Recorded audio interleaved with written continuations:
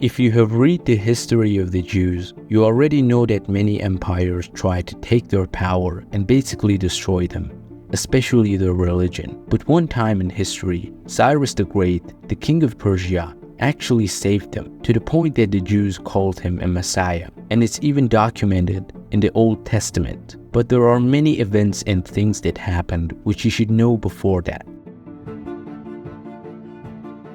Cyrus the Great was born around 600 BCE in a small kingdom called Anshan, which was part of the Persian Empire. His father, Cambyses I, was the king, and young Cyrus learned about leadership and battle from a young age. He was smart and ambitious, and people saw something special in him. When Cyrus grew up, he decided to challenge the Medes, who were the powerful rulers over Persia at the time. His grandfather, Astyages, was the king of the Medes. In 550 BCE, Cyrus led a rebellion against Astyages. He was clever and had the loyalty of his people, and he managed to overthrow his grandfather. This united the Persian and Median Empire under his rule. Cyrus didn't stop there. He started to expand his empire, showing both strength and kindness. He conquered Lydia in 546 BCE, defeating the rich and powerful king Croesus. But Cyrus wasn't just about fighting. He was also a wise and fair ruler. He respected the customs and religions of the people he conquered, which made him popular and helped keep his empire stable. Cyrus' reputation as a fair and just leader spread far and wide. He knew that respecting the cultures and beliefs of others was key to ruling a vast empire. This approach would soon play a crucial role in the fate of the Jewish people. Babylon was a mighty empire, full of riches, but it was also harsh and oppressive. The Jews, among others, had been taken from their homeland and forced to live in Babylon. They had been captives for many years, praying for a way to return home. In 539 BCE, Cyrus decided to take Babylon. He didn't just charge in with his army. Instead, he used his smarts to find a way into the city without a big fight. Some say he diverted the river that ran through Babylon so his troops could enter. The people of Babylon, tired of their cruel king, welcomed Cyrus as a hero. Cyrus' takeover of Babylon was a masterstroke. He had already won the support of many Babylonian leaders who were unhappy with the ruler Nabonidus. By the time Cyrus entered the city, most of the fighting was already done. The Babylonians saw Cyrus not as a conqueror, but as a liberator who could bring peace and stability. Once he had control of Babylon, Cyrus showed respect for its customs and gods. He participated in the religious ceremonies, gaining the trust and support of the priests and the people. This respect was part of his strategy to rule such a vast and diverse empire successfully.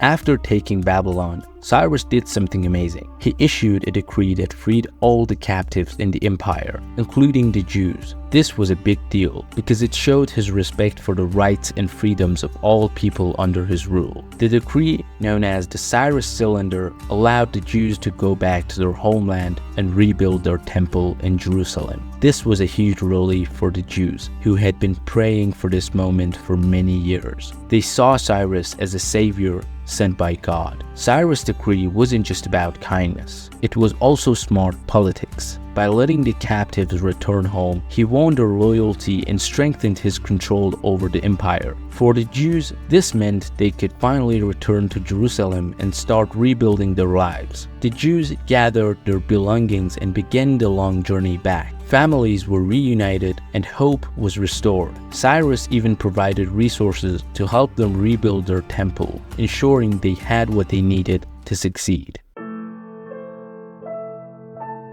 The journey back to Jerusalem was tough, but the Jews were filled with hope and determination. They walked for miles, carrying their belongings and their dreams of a new beginning. The roads that had taken them into exile were now the paths leading them home. When they reached Jerusalem, they found a city in ruins, but they didn't lose heart. With the support of Cyrus and the Persian Empire, they started to rebuild their temple. Everyone pitched in, from the elders to the young. The work was hard, but their faith and hope kept them going. Rebuilding the temple wasn't just about stones and bricks. It was about restoring their community and their faith. The temple was the center of the religious life, and rebuilding it was a symbol of the renewal and resilience. Cyrus' support was crucial, providing the resources and protection they needed to carry on. The Jews worked tirelessly, and slowly their city began to come back to life. The sound of hammers and chisels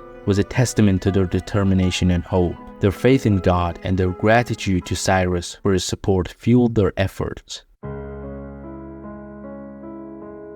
Cyrus the Great is remembered as a liberator and a just ruler. His actions had a lasting impact on the Jewish people and many others. He showed that a ruler could be both powerful and compassionate, and his legacy lives on in the history books and in the hearts of those he freed. For the Jews, Cyrus was more than just a king. He was a hero sent by God. His decree allowed them to return to their homeland, rebuild their temple, and restore their faith. This moment was a turning point, and it is still celebrated in Jewish history. Cyrus' policies set an example for future leaders. He showed that respecting the cultures and religions of conquered people could create a stable and loyal empire. His approach to leadership was ahead of his time, emphasizing human rights and dignity.